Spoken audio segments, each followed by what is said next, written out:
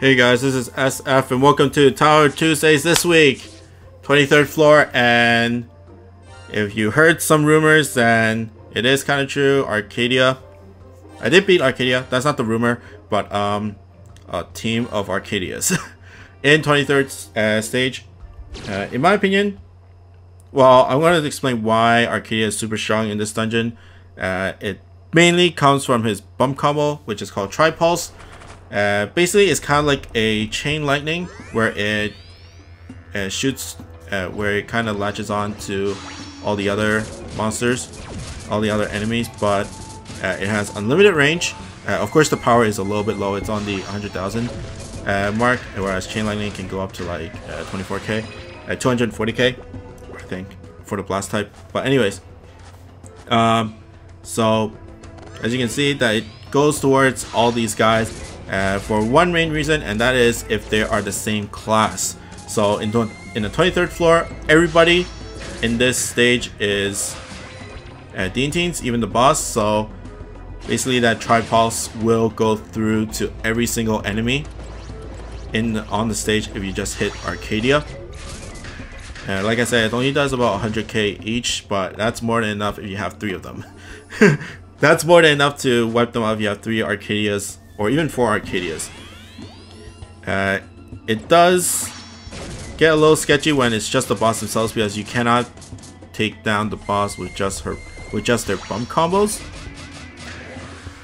And of course, if you cannot reach them, then that's another big no-no. Why I brought Asuka? I didn't have 3 Arcadias. That's one reason why I brought Asuka. Another reason is just a blast bump. If I had to make an alternative choice, then I would bring Sang Wukong, because he has a blast type and speed up, which is always nice in my opinion. But yeah, the Tri-Pulse goes to every single Dean-Teen, which are all this map. It's not limited to Dean-Teens, it's anything of the same class, and prioritization wise is the closest enemy. So if there's dungeons where there's multiple classes, I don't know, it doesn't really matter where you choose from, but it's always the closest enemy, and then if there's other enemies of the same class, then it will shoot towards them, and there's no reduction in damage. It's always a flat 100k, and if there's only one person, like unlike chain lightning where there is a limited distance, this Tri-Pulse has unlimited range. So it doesn't matter where Arcadia is, you'll hit somebody when you hit them. So that's the beauty of Arcadia in 23rd floor. That's pretty much it for the video. You just saw 2 Arcadias, just 2 turns. I wiped out everybody on that stage. Now, for people that of course haven't beaten Arcadia, then of course you cannot make this party. Arcadia is relatively hard. Only I recently got it because of Oz, one of the new monsters in the Hatcher. And of course you do need the materials for Arcadia as well. 3 Nirvanas, 3 Izanami Zeros. They're not that hard to get in my opinion, especially Izanami Zero. It's like just stack Ralphs and Lokis and then boom, it's done. But you know, for some people that are having real trouble in 23rd floor, this might not be the best party to make, because it's not the easiest party to make. But if for some reason you can beat Arcadia but not this, then get few Arcadias, or even if you're just asking friends for help, asking for lens, then you can just ask for 3 Arcadias and then you just bring some other no warp. I would suggest a fire no warp monster. It doesn't have to be a Pierce monster. Some people might bring like Roma or something, but I wouldn't, just because there's warps and stuff like that. Either like Wukong, Asuka, what else is there?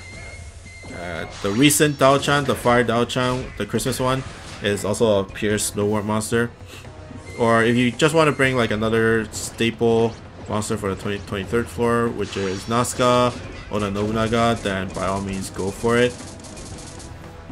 But really 3, and I wouldn't suggest you bring like 2 or lower Arcadias, 2 or 1 Arcadias, just because he is a sitting duck in terms of once the mobs are done. And if you bring like damage on, like, you won't get like full mob clear with just 1 or 2 Arcadias, in my opinion. And right now it's just like, if you have 3, then it's pretty much easy, in my opinion. Like, the difference between 2 and 3 is pretty large. And of course the strike shot is not bad. It's a clone strike shot like Hakua, so you can always deal damage that way.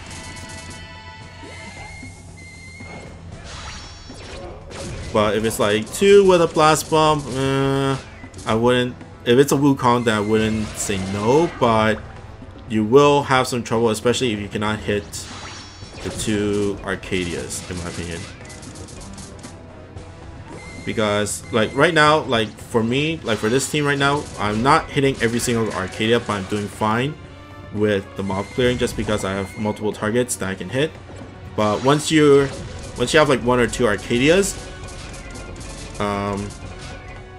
you're kind of fixated on hitting the 2 Arcadias to actually deal enough damage to mob clear, and that's not always available for you.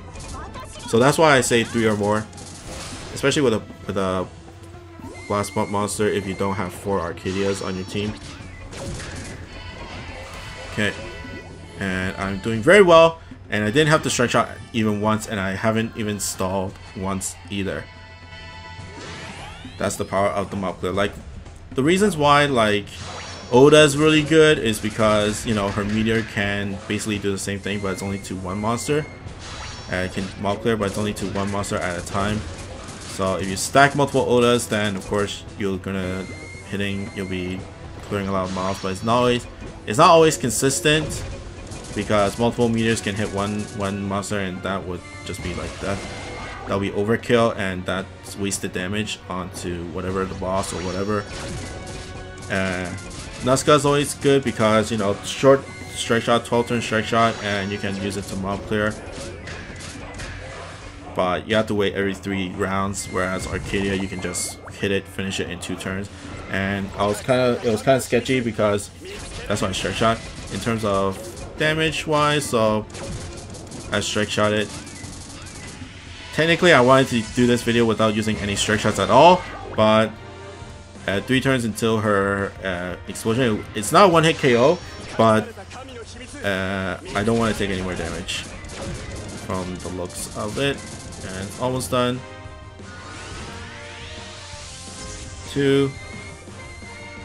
Of course, the bad part about Arcadia is that he doesn't have any slayers, but you know, he slays dungeons with dungeons of the same class for all the enemies. But that's pretty much clear. It's kind of a no-brainer. Just hit Arcadias and then you are fine. Of course, strike shot when you actually see, like, when you're actually thinking that you might not be able to clear the boss in time. But that's pretty much it for me. I hope you guys like and subscribe, and I'll see you guys next time. Bye bye.